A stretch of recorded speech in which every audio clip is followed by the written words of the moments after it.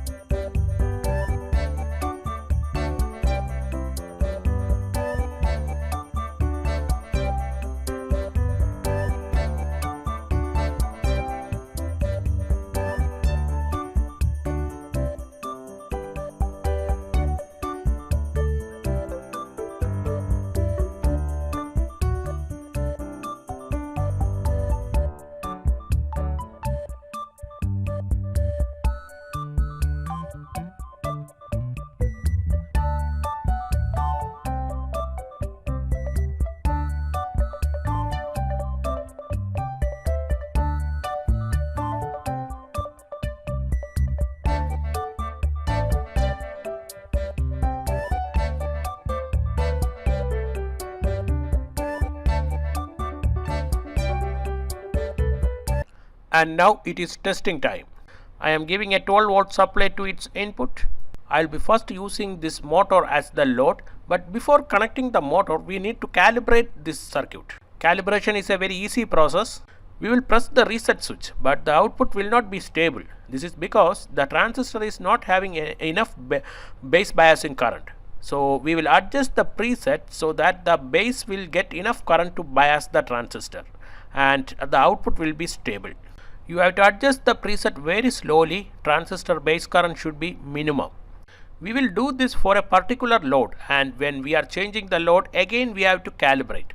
Once calibrate, we can forget about that.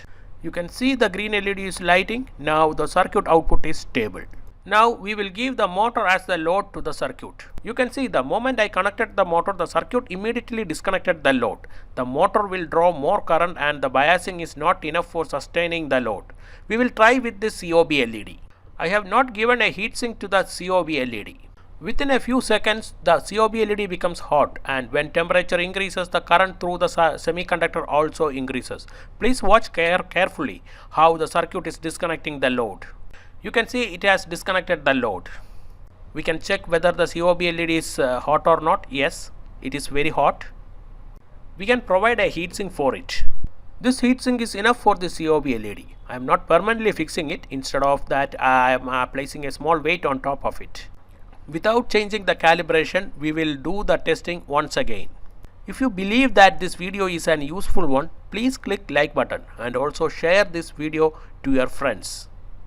You can see the LED is working perfectly fine and no disconnection after 1 minute. Now we will calibrate this circuit for running this motor.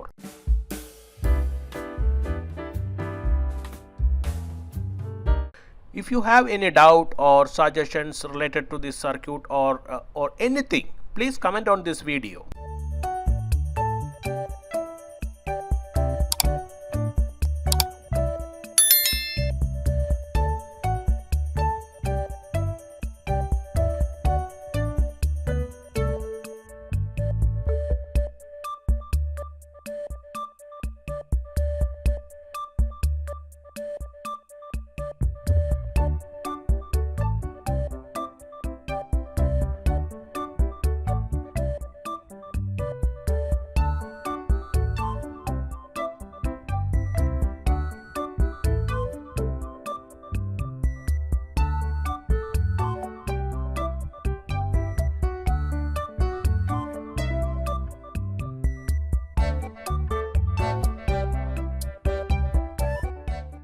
Now the motor is running perfectly fine, and what I will do is to connect this COB LED parallel to the motor so that the current will increase. The expectation is the circuit will disconnect the load. Let's watch. You can see the moment I connected the LED, the circuit disconnected the load, which means our circuit is working perfectly fine. Please subscribe to my channel for getting more videos like this. That will be an encouragement to me for making more things like this to you. This is Tech Insert signing off. See you in another video. Till then, goodbye and please take care.